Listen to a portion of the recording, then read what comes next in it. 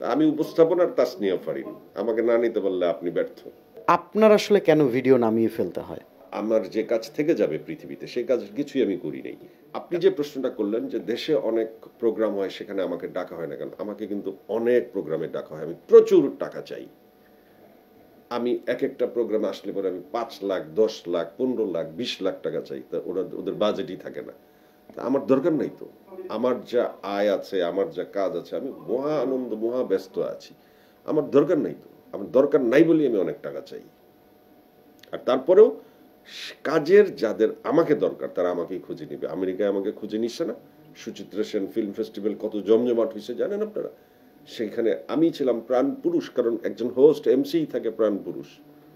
So এটা যারা নিতে পারে না তাদের ব্যর্থতা। এখন আপনি ধরেন এখন হালের ক্রেজ তাসনিয়া ফারিন, আপনি তাসনিয়া ফারিনকে নিতে পারলেন না, আপনি ধরেন নিলেন তানিয়া বৃষ্টিকে। তাসনিয়া ফারিনের কাজ তো আর তানিয়া বৃষ্টি করতে পারবে না। আর আপনি যদি তানিয়া বৃষ্টিতে খুশি থাকেন তা আপনার খুশি আপনার কাছে। আর তাসনিয়া ফারিনকে নিলে জগৎ খুশি। আপনি নিতে পারেন নাই। তা আমি উপস্থাপনার তাসনিয়া ফারিন।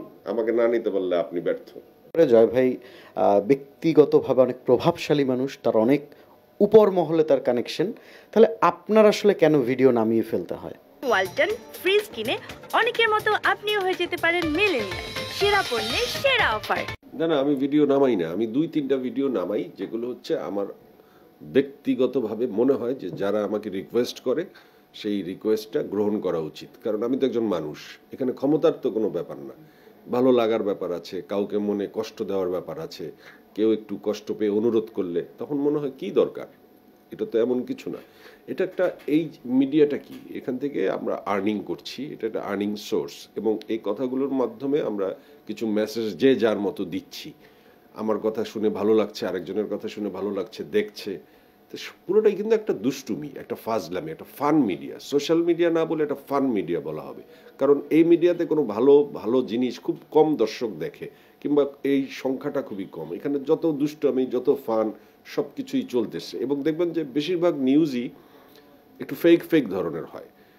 যে কারণে ওই আপনারাও কাটিংয়ের সময় এমন একটা ক্লিপস দেন যেটা হয়তো 10টা কথার ভিতরে একটা কথায় মানুষ বলে ফেলছে, ওইটাকে হাইলাইট করে এমনভাবে করেন এবং তারপরে এটা শাখা প্রশাখা অন্য ইউটিউবাররা যেভাবে করে তাতে আসলে মূল জিনিসটা হারিয়ে যায়। একটা ফেক নিউজের উপর ভিত্তি করে সোশ্যাল মিডিয়ায় ঘুরপাক খায় খবরগুলি।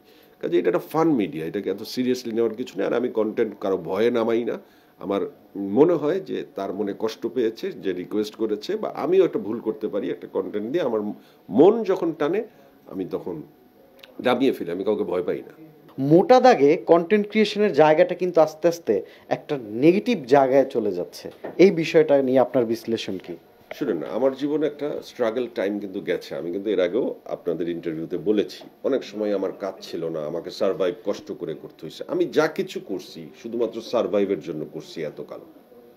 আমি কন্টেন্ট বানাইছি সার্ভাইভের জন্য, আমি যখন অভিনয় করছি সার্ভাইভের জন্য, উপস্থাপনাও সার্ভাইভের জন্য করছি। এখন আল্লাহর রহমতে আমি সেট। আমি এখন চাই যে আমার নিজের মান, নিজের অবস্থানকে আসলে একটি সত্যিকারের জায়গায় নিয়ে যেতে, এবং আমি মনে করি যে এখন আমার আসলে এটা নিয়ে গবেষণা করা উচিত। এবং আমি যদি এই যা কাজ করছি তা যদি আগামী আরো 1 বছর 2 বছর করি তাহলে আসলে আমার মেধার প্রতি আমার অবিচার করা হবে। এটা আমার মনে হবে যে আমি আমার মেধার 1% ইউজ করলাম না। আমার অন্তত আরো 1% ইউজ করা উচিত। এমন কিছু করা উচিত যে কাজ করে আসলেই আমি বিশাল সমাদৃত হব, বা আমার যে কাজ থেকে যাবে পৃথিবীতে সেই কাজ কিছুই আমি করি নাই। এতকাল শুধুমাত্র জীবিকা অর্জনের জন্য কাজ করছি, বাট এখন থেকে চেষ্টা করব জীবিকার পাশাপাশি যেন আমার কাজগুলো পৃথিবীতে থেকে যাওয়ার মতো কাজ হয়।